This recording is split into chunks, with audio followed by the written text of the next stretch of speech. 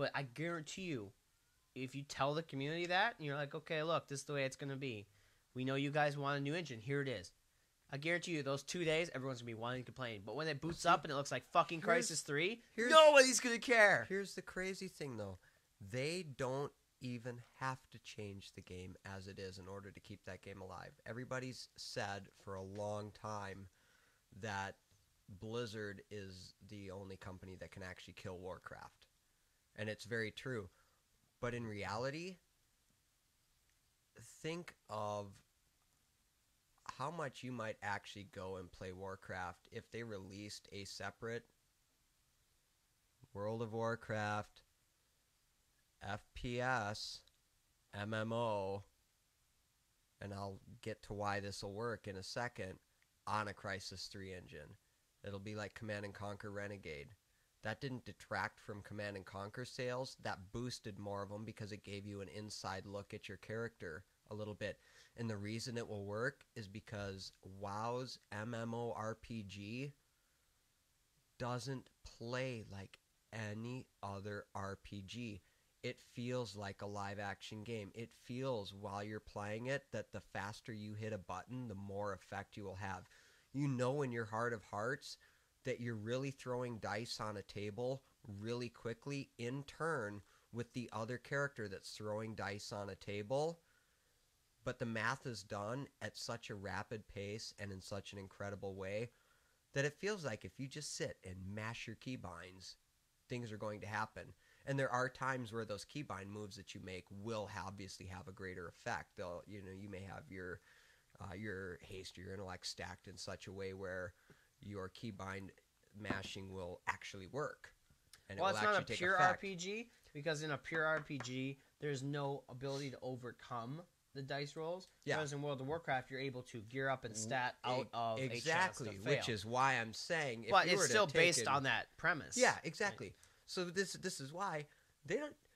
This game would actually see probably quite a heavy and hefty revitalization if a separate game in that same universe were released, where all you really had was rolling a paladin today, and you go through you don't have to go through quests. Now you have 35 levels that you just got to go kill shit with paladin abilities. All right, beat the game on paladin mode. I'm going to be a mage today. So you freaking roll into Thunder Bluff and, I mean, it's just one of those things. So they don't even have to go through the hassle.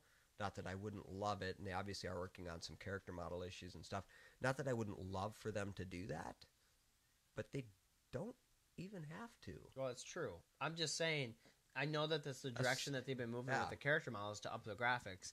And in the MMO world, in the serious MMO world, the graphics thing is considered a pretty big turnoff, especially to new players who are usually coming from consoles. Goddamn Hello Kitty players, Island Adventure players that want everything to look pink and sparkly all the damn time. I'm okay. I don't necessarily agree. I can't see my character's face. I have my helmets enabled. I don't care that it's a blank sheet. I'm a blood elf, for God's sake. I don't care that it's a blank sheet with nondescript triangle eyes and goofy-looking eyebrows. I don't care. I'm staring at its ass the whole time, and I don't even roll a female character. Just make the cape flow good. Exactly. And I think that there's pros and cons to both. I think they haven't decided on what they want to do. But either way, you're right. There's ways to make the game literally live. Look at RuneScape. They didn't update the graphics very much. They did a little bit. Oh, it needed something. It looked like you were playing Risk on a computer. They're not blocky anymore. They've smoothed them out. So they did update them, much like World of Warcraft's doing with the character models. Yeah. Where they're updating it, but they're not necessarily wiping free and moving to a whole new engine. But it's still a super antiquated game with super basic and antiquated stuff. People still play it because why? They have a connection with it.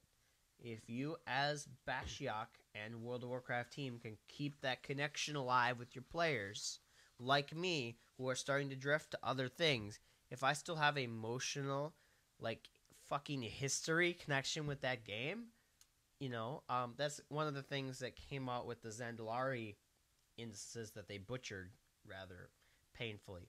If you are able to successfully I had re-release, such high hopes. I know, right? If you're able to successfully like, if I could play Karazhan as a 25-man, 10-man raid today, or even a 5-man dungeon, if it was good, God, I'd be back in there right now, because that has so many memories for me. Here's one of my big things is Blackwing Lair. It's the thing that I missed the most from the original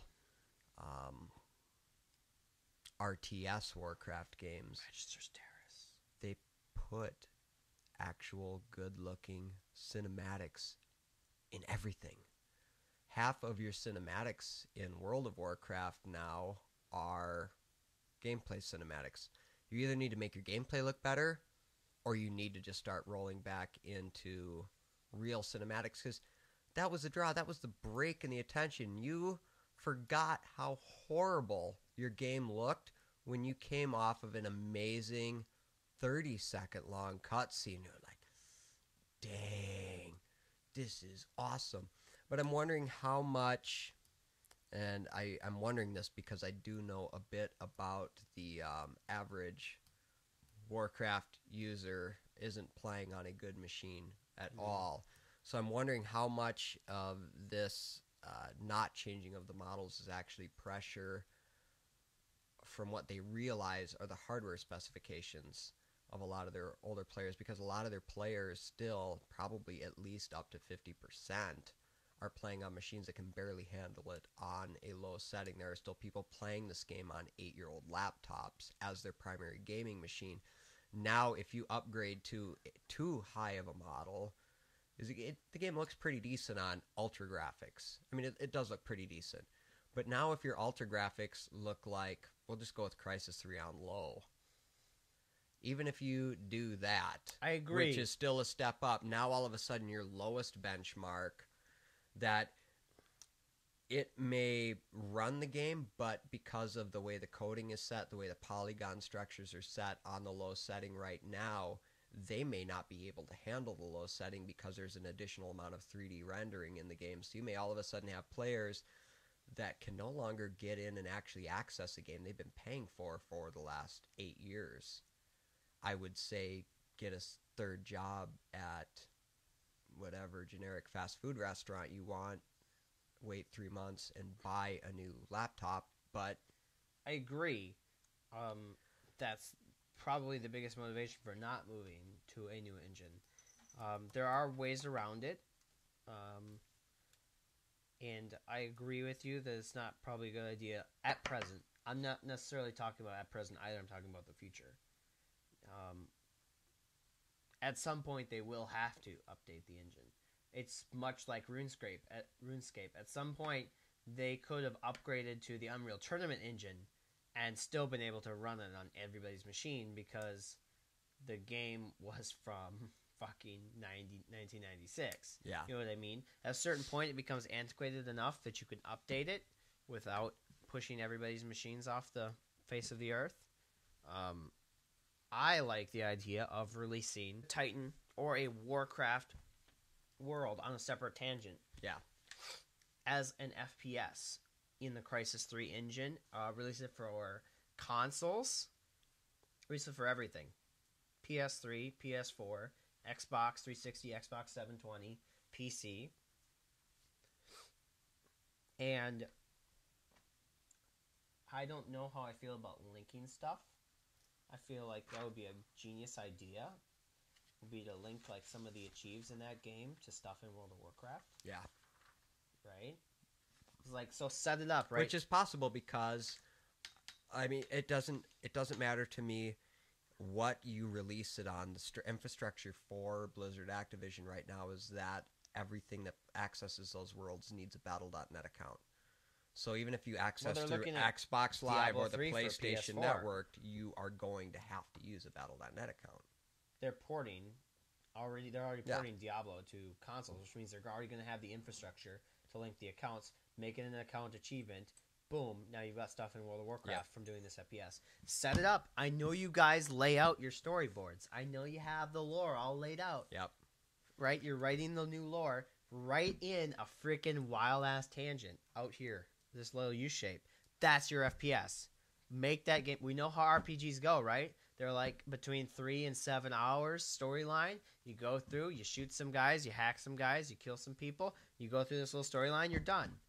Well, and here's a question I'm wondering, going back to that. Loop it right back to the MMO. That risk of updating and alienating an audience. Because like I said a little while ago, part of Blizzard's big deal now is that they've always had more people playing their game than anybody hits at their peak.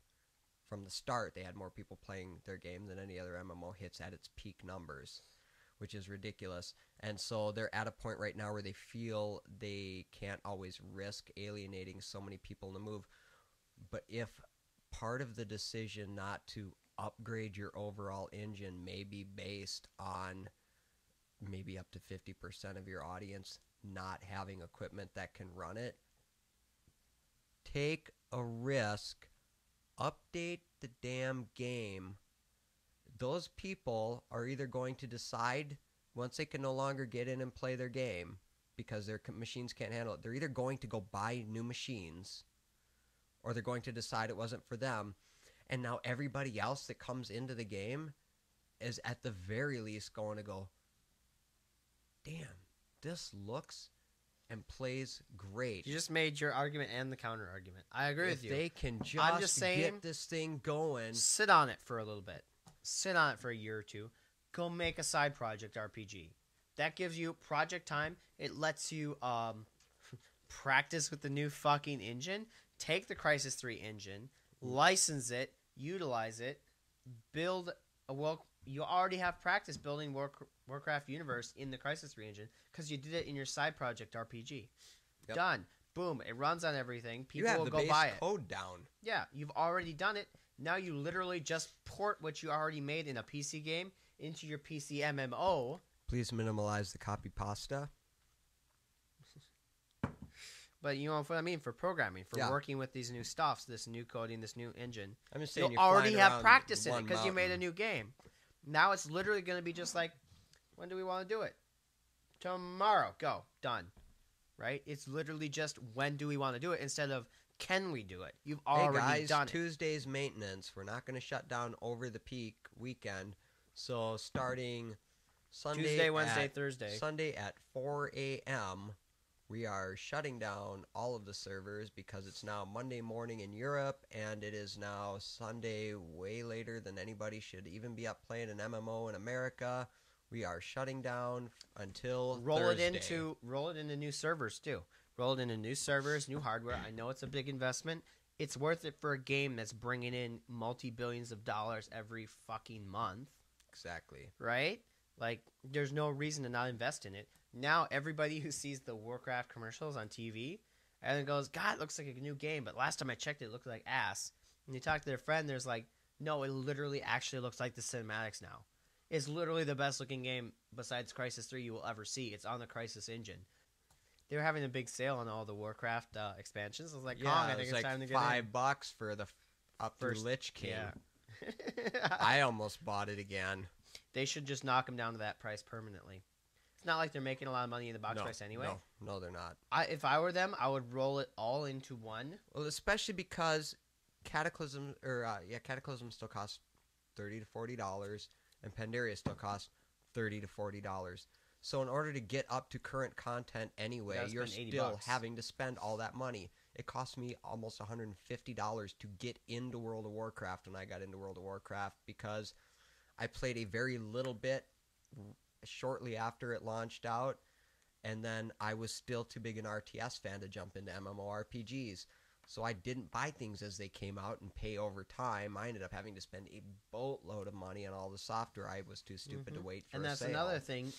If you want to keep your MMO going, for an ad infinitum, accessibility, it needs to be accessible. Yep. Guild Wars 2, great example. Buy it out the box, play it. Rift is a great example. Buy it, download it, play it. They automatically upload all of their expansions into your purchase price. SWTOR is a great example, except EA and BioWare were involved. I mean, if you want to run the Warcraft model and charge for the expansion when it comes out, sure, that's fine. But when it's 6 years old, let it go. Yeah. Even if you're not going to let it go for free, which I would really appreciate it if they did, and their player base would considerably go up if they did. If they just knocked down everything below Cataclysm is free. Boom. Their sub numbers would go up by, I guarantee you, 500,000. Even if they changed the box set again, where now Warcraft, Burning Crusade were free. Lich King was $5. Same price as getting the other 2 games. Even if they did it that way, just the thought that there were 2 free games, 2 free levels of the game before they had to start paying for things. There comes a point in every product cycle where you have continued to build on the product that you have to start offering that initial product, that get-in product for free.